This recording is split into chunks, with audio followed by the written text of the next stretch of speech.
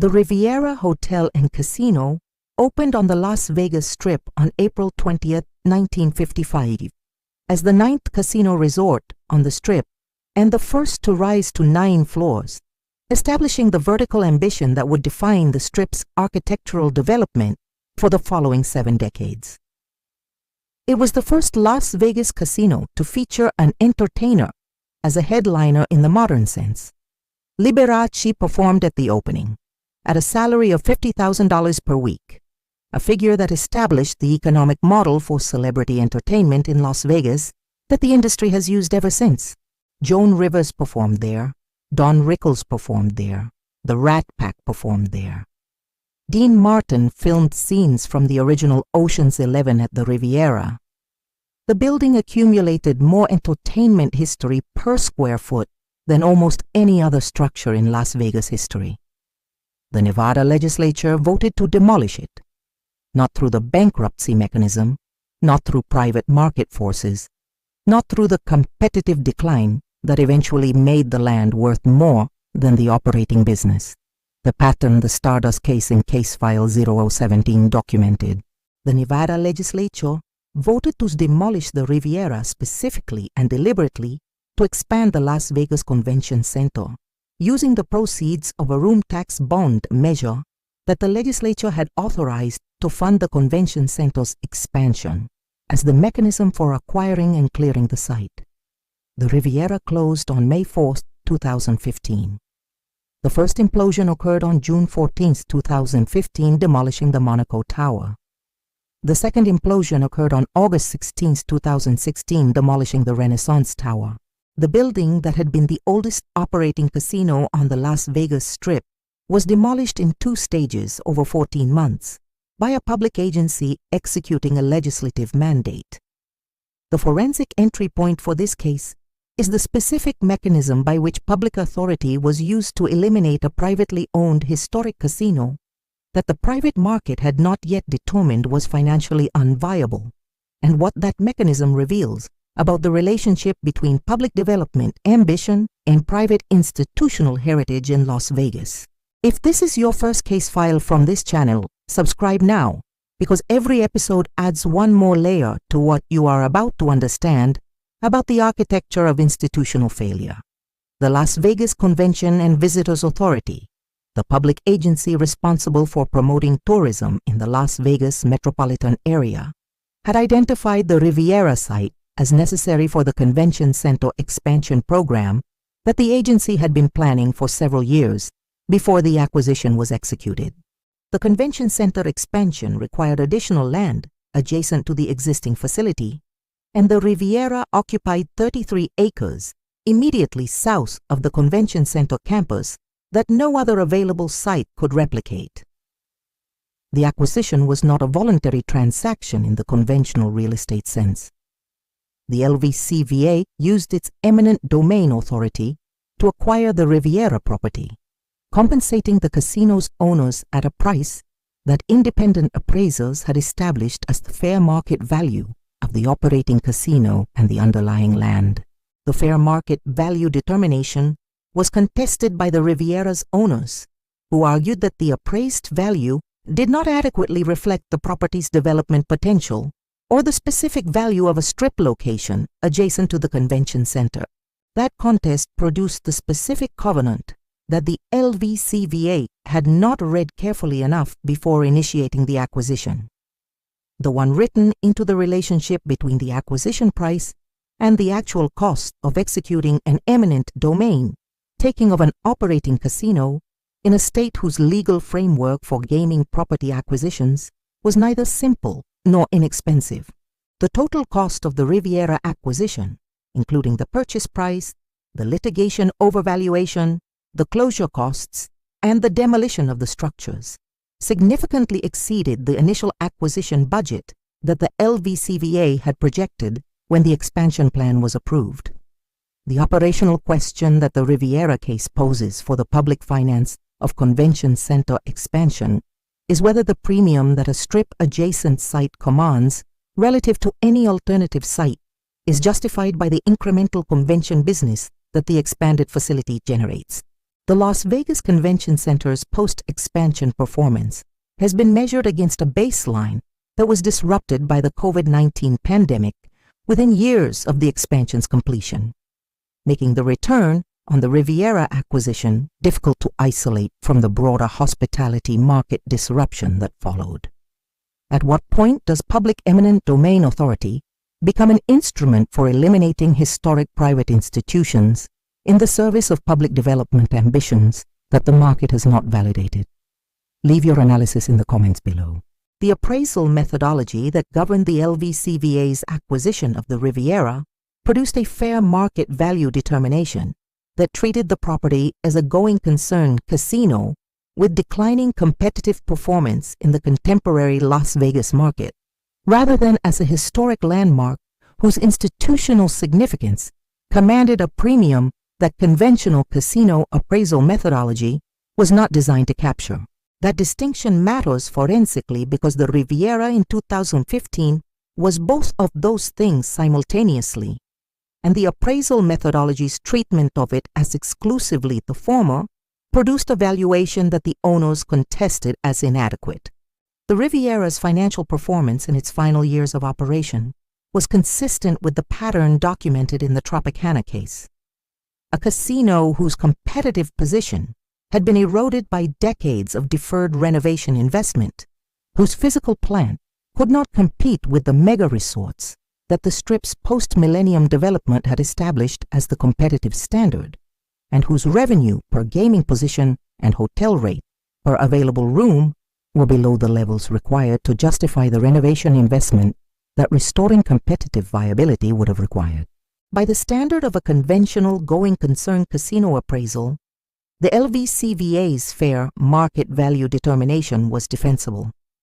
By the standard of a Strip real estate appraisal that priced the land's development potential as the primary value driver, the owner's challenge to the appraised price was also defensible. The gap between those two appraisal methodologies was the contested terrain of the Riviera acquisition litigation. The forensic parallel with the Tropicana case, documented in case file 029, is instructive here. Both cases document the elimination of a historic Strip casino through the convergence of competitive decline and public authority. The Tropicana's competitive decline made the land more valuable than the operating business, and a public stadium subsidy provided the specific catalyst that converted that calculus into an actionable demolition decision. The Riviera's competitive decline made it an acquisition target for the LVCVA's convention center expansion, and the eminent domain authority that Nevada law provided converted that target into a mandatory transaction. In both cases, the casino that was eliminated had not yet been determined by the private market to be financially unviable. The public authority's decision preceded the market's verdict. If the forensic analysis this channel conducts is changing how you read real estate headlines, the like button is how the algorithm knows to send this case file to the next analyst who needs it. The Riviera's closure and demolition produced a specific public response in Las Vegas that differed meaningfully from the response to the Stardust's implosion, documented in case file 017. The Stardust's demolition was treated as spectacle and entertainment, consistent with the Las Vegas cultural framework for converting institutional demolition into a public event that case file 017 analyzed. The Riviera's demolition produced a more ambivalent response because the mechanism of its elimination was not the private market's determination that the land was worth more without the casino, but a public agency's determination that the convention center expansion was worth more than the casino's continued existence. That distinction produced a segment of Las Vegas's entertainment industry that questioned whether the LVCVA's acquisition had been necessary, whether alternative sites for the convention center expansion had been adequately evaluated, and whether the loss of the oldest operating casino on the Strip represented a cost that the public finance of the expansion had adequately accounted for. Those questions were not resolved by the acquisition process. The LVCVA proceeded with the acquisition on the basis that the convention center expansion's economic benefit to the Las Vegas tourism economy justified the cost of the Riviera acquisition, a determination that the agency had made through its internal planning process rather than through a public deliberation that would have weighed the institutional heritage value of the Riviera against the economic development value of the expanded convention center. The institutional denial in this case is the denial embedded in a public planning process that treated the Riviera's institutional heritage as a cost to be managed rather than as a value to be weighed. The LVCVA's mandate is economic development, not historic preservation. The application of an economic development mandate to a decision that had significant historic preservation implications produced an outcome that reflected the mandate's priorities rather than a balanced assessment of all the values at stake. The Monaco Tower is gone. The Renaissance Tower is gone. Liberace's opening night exists in archival footage, in historical accounts, and in the memory of the people who were there. The convention center expansion is open. The Las Vegas Convention Center expansion that the Riviera's demolition enabled opened in phases between 2020 and 2021, adding approximately 1 million square feet of new exhibition space to what was already one of the largest convention facilities in the United States. The expansion was completed within months of the COVID-19 pandemic's disruption of the global convention industry, a timing circumstance whose irony is documented in the facility's utilization records for 2020 and 2021. The convention center that had required the elimination of the oldest casino on the Las Vegas Strip opened into a market in which conventions had been eliminated by a global health emergency, producing a period of zero utilization for a facility whose construction had cost the Riviera its existence. The longer-term performance of the expanded facility has been positive as the convention industry has recovered, and the LVCVA's justification for the acquisition has been partially validated by the convention bookings that the expanded space has attracted. What the Riviera case reveals in the context of this channel's 35-case archive is a failure category that complements the Tropicana case and extends the Las Vegas demolition pattern that the Stardust case introduced. Across 3 case files, this channel has now documented 3 distinct mechanisms for the elimination of Las Vegas Strip casino heritage. The Stardust was eliminated by private market forces that determined the land was worth more than the operating business, with a specific redevelopment catalyst that converted the theoretical calculus into an actionable decision.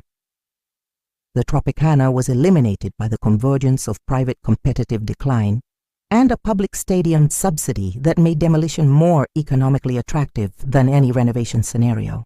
The Riviera was eliminated by direct public eminent domain authority, before the private market had determined that the operating business was financially unviable, in service of a convention center expansion, whose return on investment the pandemic made impossible to measure on the original timeline. 3 casinos, 3 mechanisms, 1 strip that is progressively shorter of the history that made it what it is. If this case file changed how you evaluate the different mechanisms by which public authority can eliminate historic private institutions in the service of development ambitions, subscribe, because the next case examines what happens when a development ambition produces a facility that the market never validates at all.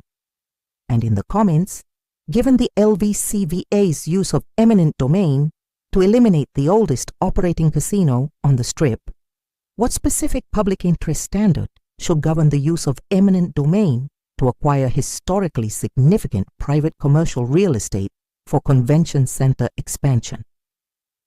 The case file is open. This content was developed using artificial intelligence tools as part of the research, writing, and production process. All AI-generated material was subject to human review, editorial intervention, and approval before publication.